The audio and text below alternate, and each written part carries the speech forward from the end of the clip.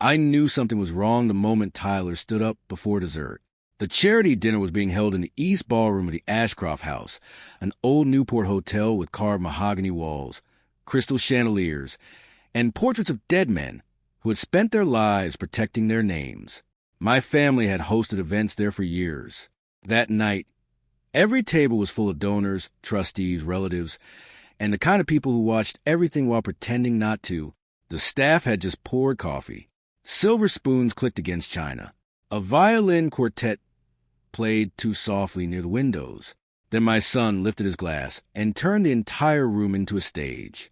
He was 22, wearing a dark tuxedo I had paid for, standing straight with that calm expression people mistake for maturity. Vanessa sat 2 seats away from him in emerald silk, one hand resting on Grant Holloway's arm like she had been waiting all evening for her cue. Grant looked polished, tan, and satisfied, his white pocket square folded with the kind of care that usually means vanity, not discipline. Tyler cleared his throat. The room quieted faster than it should have. "I actually want to say something tonight," he said, smiling in my direction, though there was no warmth in it. "And I'd rather say it publicly, because I'm tired of polite lies." I set my fork down and looked at him. I remember the exact sound it made against the plate. A few people laughed nervously. Most didn't. Tyler raised his glass a little higher. "I don't want the Mercer name anymore." The words seemed to hang in the air longer than they should have. Across the table, my sister froze with her napkin in her hand. My father's jaw tightened, but he said nothing. On Vanessa's side of the room, I saw a few exchanged glances, sharp and eager. Tyler kept going.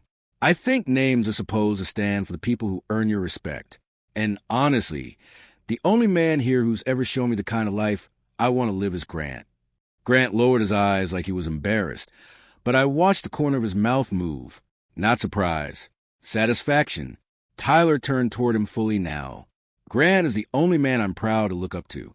He's the one who actually knows how to be present, how to build something real, not just a legacy people keep talking about because it's old." Someone at the far table coughed. No one else moved. I looked at my son and saw what I had been refusing to name for years. This wasn't anger. It wasn't confusion. It was performance. Rehearsed, sharpened, chosen. Vanessa leaned back slowly, her wine glass between her fingers. She didn't need to say a word. Her face said enough. Tyler's voice hardened. "So I'm done pretending the Mercer name means anything to me. I don't want it. I don't need it. And I'm grateful I had the chance to finally learn what a real man looks like." The room went completely still. I felt every eye move to me, waiting for outrage, for humiliation, for some public collapse they could discuss over breakfast tomorrow. I gave them none. I folded my napkin once, set it beside my plate, and looked directly at Tyler. "Are you finished?" I asked. His smile widened. "Yes," he said, "I am." I reached into the inside pocket of my dinner jacket and took out a folded document I had carried for 3 weeks. That was the first thing that changed the room. Not because anyone knew what it was, but because I didn't offend myself. I didn't argue with Tyler. I didn't look at Vanessa. I didn't acknowledge Grant at all. I simply unfolded the paper with both hands and slid it across the white tablecloth until it stopped in front of my son's plate, right beside the untouched spoon for his coffee. Tyler glanced down at it, then back at me. "What is this?" "If that is truly what you want," I said, "sign it." My voice stayed level, low enough that people had to lean into the silence to hear it. Vanessa let out a small laugh, too polished to be sincere. "Daniel, really, don't make this more theatrical than it already is." I ignored her. Tyler picked up the first page, skimming with the lazy confidence of someone who assumes consequences are always temporary. The ballroom lights reflected off the black ink. He barely read beyond the first lines. I could see that immediately. His eyes moved too fast. He was performing now, not thinking. Grant swirled the last of his wine and said, "Maybe let the kid have his moment." The kid. I looked at Grant for the first time that evening. "This doesn't concern you." That landed harder than I expected. His smile thinned. Tyler tapped the page with one finger. "So this is what? Your final act of control?" "No," I said. "It's acknowledgement." He studied my face, waiting for anger, some crack in my voice, some sign that I was bluffing. He found none of it, and that seemed to irritate him more than if I had shouted. Across the table, my father spoke at last. "Tyler, read it carefully." Vanessa turned to him sharply. "Oh, for God's sake. Howard, he's an adult." "Yes," my father said, "which is why he should read before he signs." Tyler's jaw flexed. He hated being corrected in public, especially by men whose approval he no longer wanted, or pretended not to. He set the paper down flat. "I don't need a lecture." Then he reached for the pen. I remember the exact details because of how still I felt. The gold band on his watch, the candlelight on the glassware, the scent of rosemary from the lamb. No one was eating anymore. Vanessa smiling like she was watching a verdict already delivered. Grant sitting back in his chair, satisfied, one ankle resting over his knee. Tyler signed with a smug little grin. Quick and careless, then pushed the document back toward me with two fingers. "There," he said. "Now it's official." Vanessa exhaled through her nose, almost pleased enough to laugh. "Well, I suppose that settles it." I picked up the paper, folded it once, and returned it to my jacket. "Yes," I said, "it does." The drive back to Providence was quiet enough to hear every shift of the engine. I left Newport just after midnight. The roads were mostly empty, the kind of empty that makes your thoughts louder than they should be. My hand stayed steady on the wheel. No music, no calls, just the rhythm of the tires against asphalt and the echo of Tyler's voice repeating in perfect clarity, "I don't want the Mercer name." I had heard worse things in boardrooms. I had watched men destroy themselves over less. But this was different. This had history behind it. Years of it. I remembered the first winter after Vanessa left. Tyler was 6. He had a fever that wouldn't break, and the pediatrician told me to monitor him through the night. I had a quarterly audit due the next morning. I canceled it without hesitation. Sat on the floor beside his bed with a damp cloth and thermometer, counting minutes instead of hours. Vanessa called once that month, from somewhere warm. She said she needed time to find herself. I remember looking at Tyler asleep under 3 blankets and realizing I didn't have that luxury. I shifted lanes, the headlights cutting across the dark highway. There were other nights, hundreds of them, late shifts at the office followed by early mornings making breakfast, parent-teacher meetings where I was the only one sitting on that side of the table, private tutors when he struggled with math, speech therapy after the accident when he was 10, the surgery when he broke his arm and tried not to cry because he thought it would make things harder for me. I paid for all of it. But more than that, I was there for all of it, consistently, quietly, without applause. Vanessa's residency turned into years. What people politely called self-discovery was, in reality, a second life built far away from responsibility. New circles, new identities. Eventually, Grant. By the time she reappeared in Tyler's life, she came back as something polished, refined, untouched by the years that had shaped him. I tightened my grip on the steering wheel slightly. That was when things started to change. At first, it was small. Tyler repeating phrases that didn't sound like his, opinions that felt borrowed, a certain tone when he spoke about success, about legacy, about what mattered, less curiosity, more judgment, then distance. He stopped asking for advice, stopped sharing details, started comparing. Not directly at first, but enough. Grant does things differently. Grant says you have to think bigger. Grant doesn't get stuck in old ways. I never argued with him. Not once. Because I thought time would correct it. I thought consistency would matter more than performance. I was wrong. The townhouse came into view as I turned onto my street. Clean lines. Quiet neighborhood. Lights off in most windows. I parked, turned off the engine, and sat there for a moment. What stayed with me wasn't the speech. It was how easily he said it. Not anger, not confusion, certainty. And that only comes from something that's been building for a long time. The house was dark when I stepped inside. I didn't turn on the main lights. Just a lamp in the study. Warm, low, controlled. The kind of light that keeps everything contained. I took off my jacket slowly and placed it over the back of the chair. The document was still inside the inner pocket. I left it there for a moment, standing in the quiet, listening to the absence of noise. No voices, no performance, no one watching. That mattered. I walked across the room to the far wall, where the cedar chest sat beneath the old window. It had been there longer than the townhouse, longer than Tyler, older than most of the things people in that ballroom pretended to value. The wood was worn smooth at the edges. The lock clicked open without resistance. Inside were documents most people in my family had never actually read. They talked about legacy often. Few of them understood its structure. I lifted the top folder and set it on the desk. The revised Mercer Family Trust Charter, updated 7 years ago. Quietly, without announcement, I sat down, opened it, and turned to the section I already knew by memory. The clause wasn't long. It didn't need to be.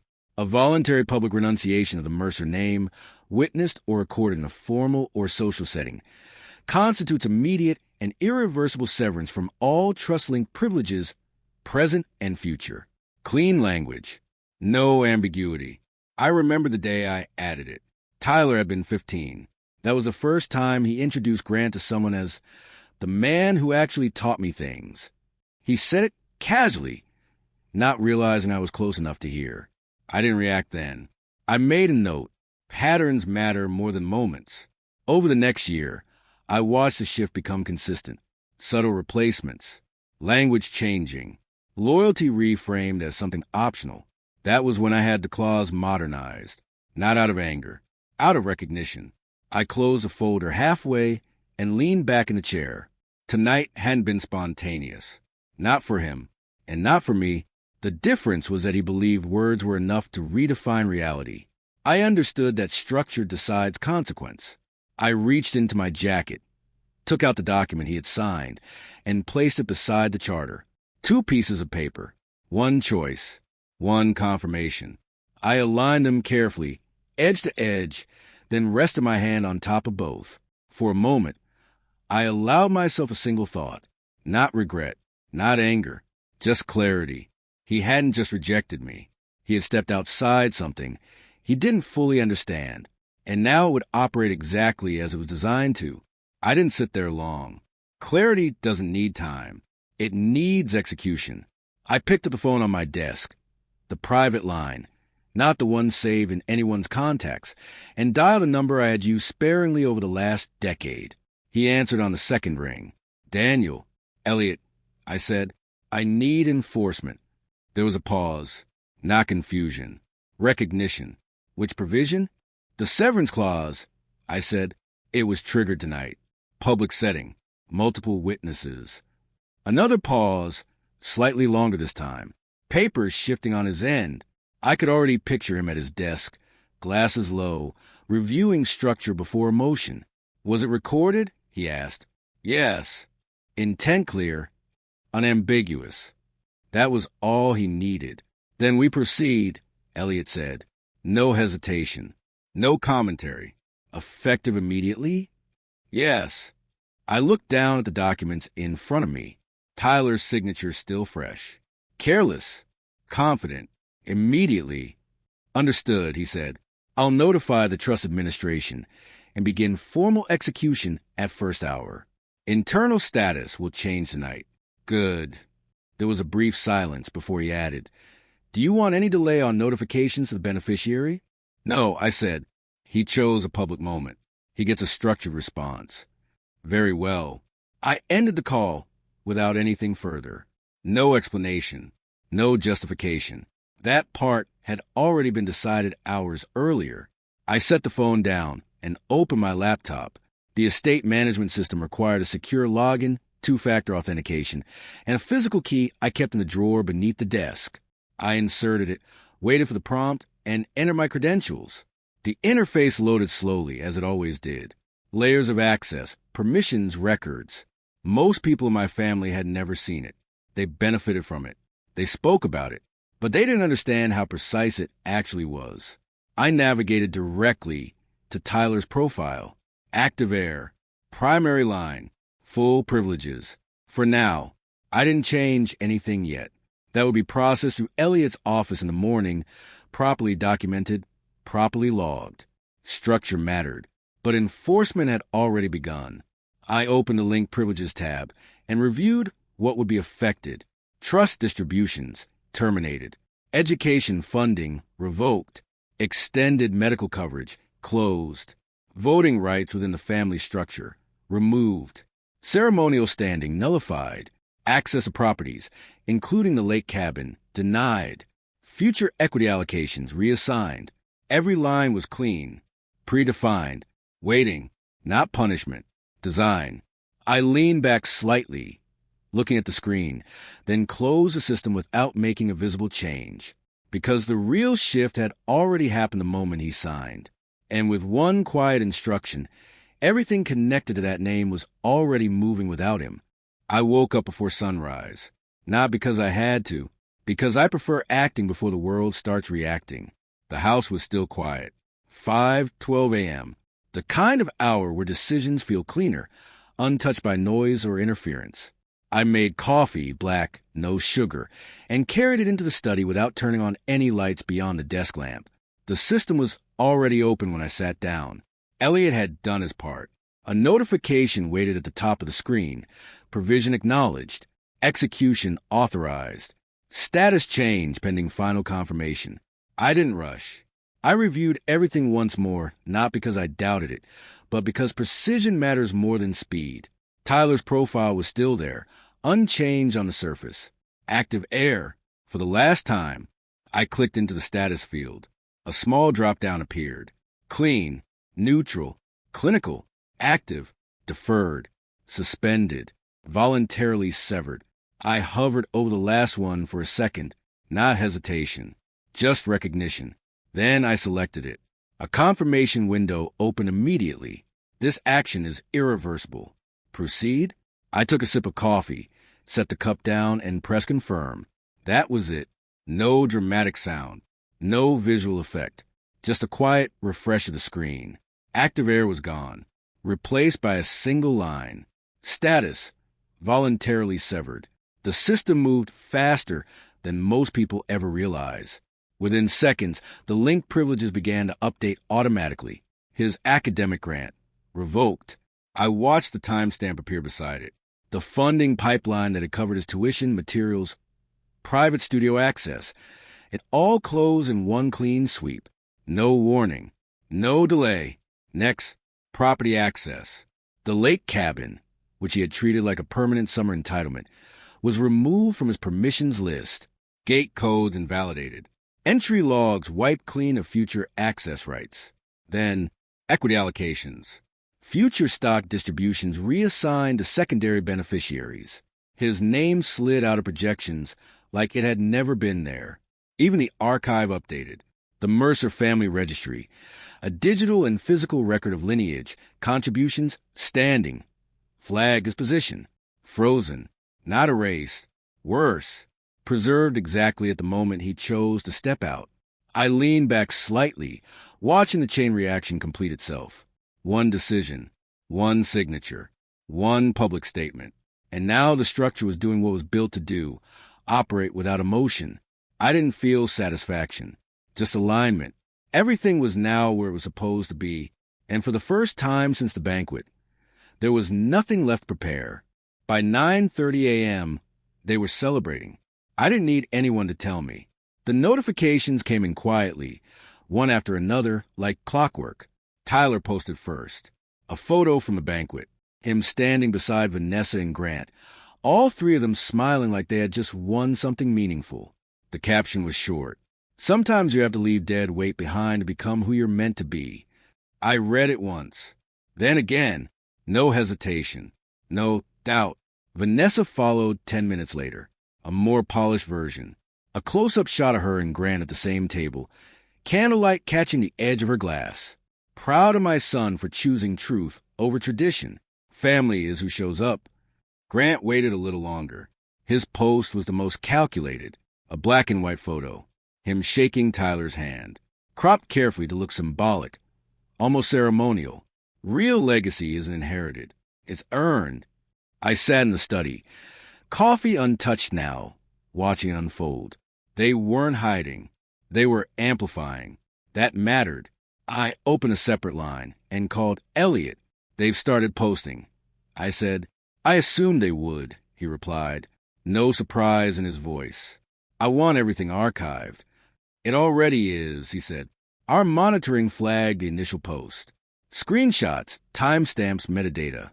Full capture." "Good," I said. "Make sure it's structured." "It will be," Elliot replied. "Public statements, voluntary language, celebratory framing. It strengthens a position."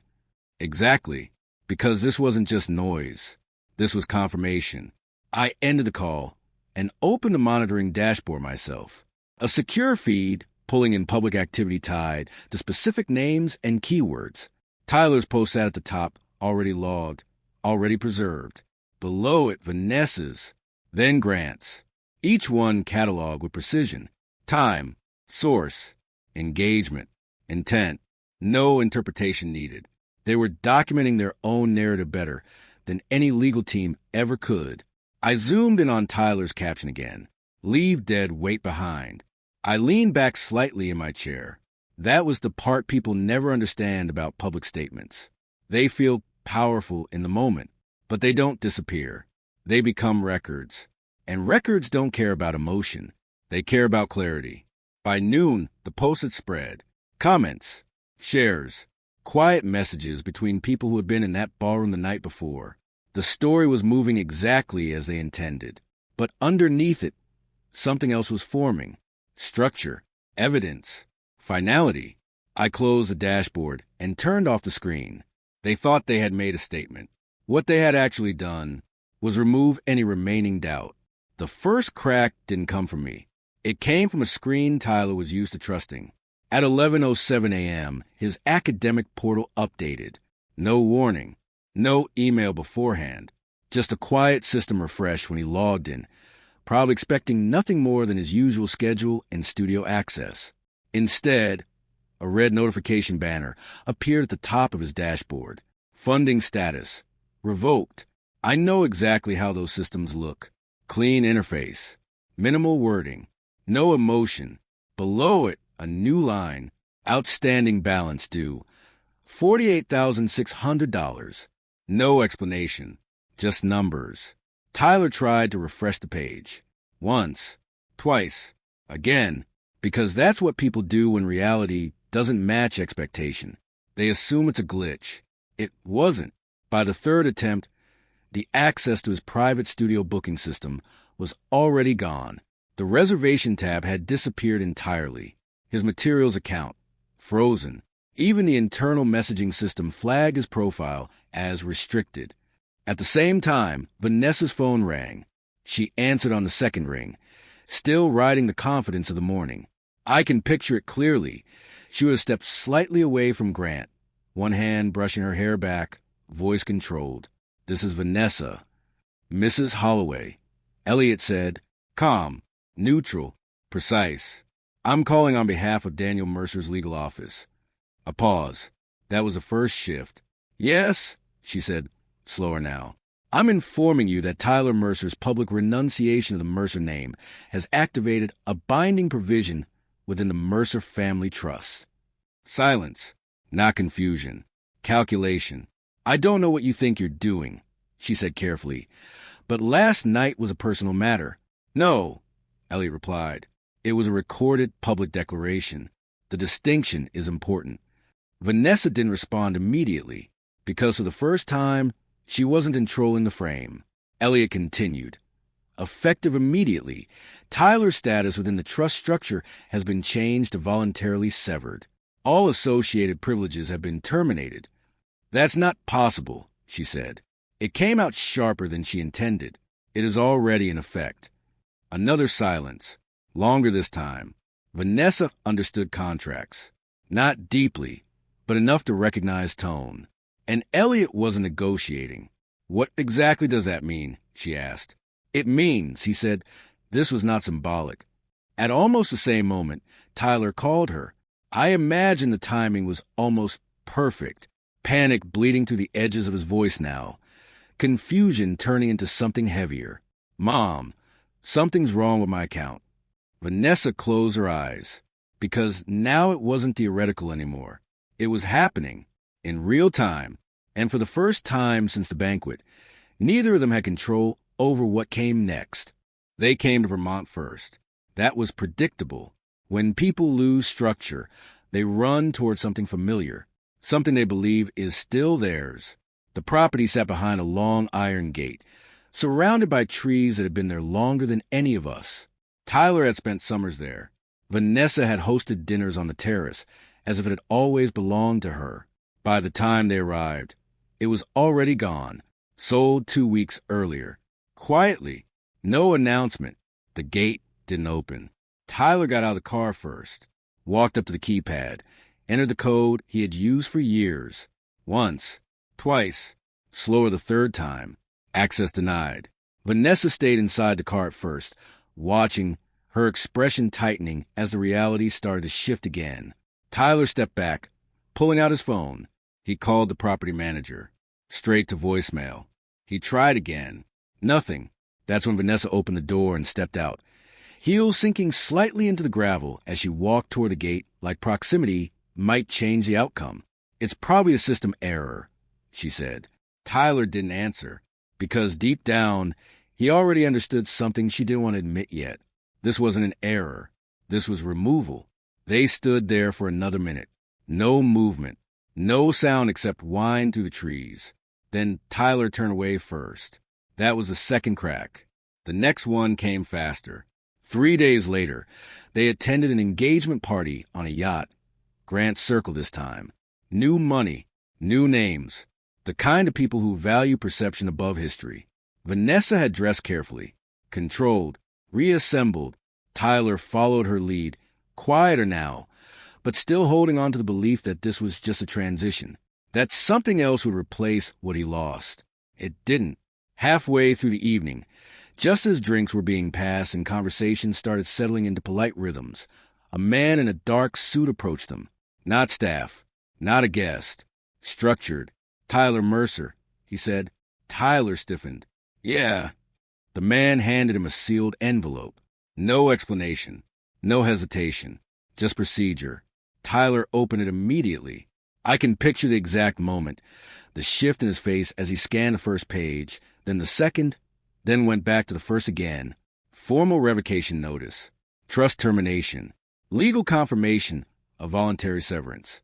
Language that didn't bend, didn't soften, didn't care. Vanessa reached for the papers. "Let me see that." Her voice was lower now, tighter. Around them, conversation slowed. Not openly, not dramatically, but enough. People notice structure, especially when it arrives uninvited. Tyler's hands tightened slightly on the pages. And then something else happened. My father stood up from across the deck. He had been invited separately, observing as always. He looked at Tyler once. No anger, no disappointment, nothing. Then he turned and walked away. No acknowledgement, no pause, just absence. That was the moment it stopped being about money and started becoming something else entirely. Weeks passed before he found me. Not immediately. At first, Tyler tried to fix it the way people always do, through noise, calls, messages, attempts to reach Elliot, attempts to reach anyone who might explain it differently. There was nothing to explain. Then came silence. That part always takes longer. By the time he tracked me down, it was early afternoon at the Rose Conservatory downtown, open to the public, quiet, controlled, rows of glass panels filtering soft light over carefully maintained order. I was standing near a line of white roses when he approached. I heard him before I saw him. "Dad." I didn't turn immediately. I adjusted one of the stems slightly, then stepped back before looking at him. He looked different, not broken, but stripped of something. The confidence was gone, replaced by something uneven, unstable. "I've been trying to reach you," he said. "I know." A pause. He swallowed, then stepped closer. I didn't think. It wasn't supposed to. Irreversible. I finished for him. He nodded. For a moment, neither of us spoke. People moved quietly in the background, unaware of what was actually happening between us. I made a mistake, he said finally. Not dramatic, not loud, just late. I studied him carefully.